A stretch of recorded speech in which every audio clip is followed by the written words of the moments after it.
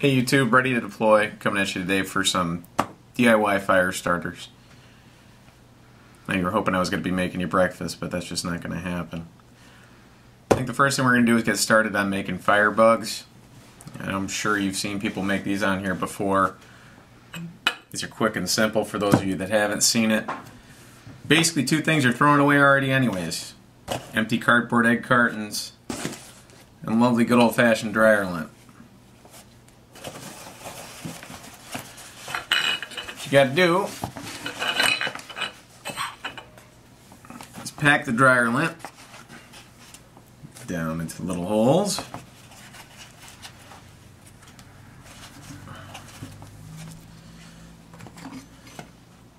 And take a pencil, kind of make a little indentation in the center of each one. Now comes the pseudo cheap scrounge it where you can part. Any kind of candles, tea light candles, holiday candles, birthday candles with the wicks taken out, anything you want. You're going to break them up. You're going to put them into a container. And you're going to melt them until it's all one solid consistency, basically pourable. You're going to take it, bend the edge of whatever container you're using, and simply pour it into each one until the top of it becomes solid, like these three that I already made for you earlier. Beauty part of these is you can rip off a whole strip, you can rip off an individual one. Got a solid wax, cardboard, dryer lint, all three of which are really good to start fires combined. They work extremely well, especially if you have semi-wet wood or, are running out of tinder. That's just one thing to consider as far as DIY fire starters go.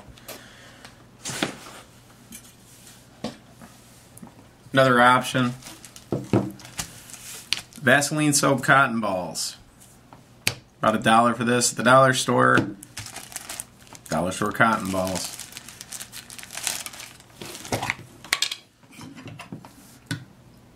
I normally put about 10 or 12 into a larger bag with a decent amount more Vaseline, but here we have 5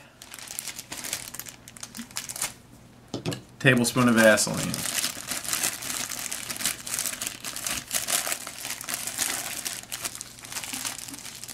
All you're going to do is sit there and knead them back and forth. Again, one of those lovely activities you can do while you're watching TV or watching paint dry or whatever makes you happy.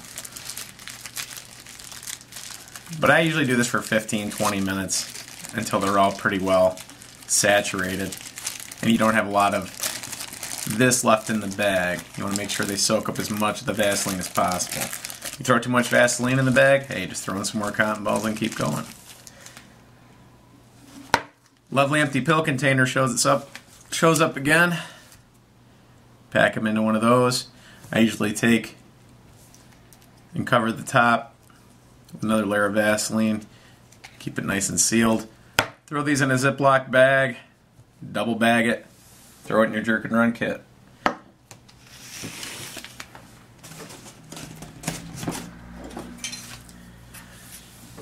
Last but not least, a lot of people carry pencils for leaving notes and various other things in their kits. They do. They make decent splints. They'll entertain the children. They can draw pictures, that kind of thing. But what a lot of people don't consider is that you throw a pack of 20 or so of these, which doesn't take up much space, it costs you a couple bucks, into your bag. You also have dry kindling anytime you want it. You drop these into a mud puddle, they're painted, they're not going to soak up a lot of water. Then all you're doing is simply sharpening a pencil.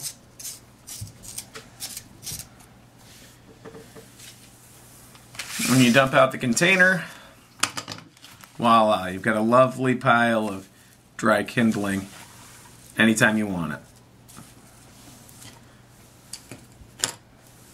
Again, these are just some basic ideas on DIY fire starters. trying to get you to think outside the box for stuff you could use around your house instead of going out and breaking the bank at the store. Leave any comments or questions below, and I will answer them, and subscribe to the page. Thanks for watching.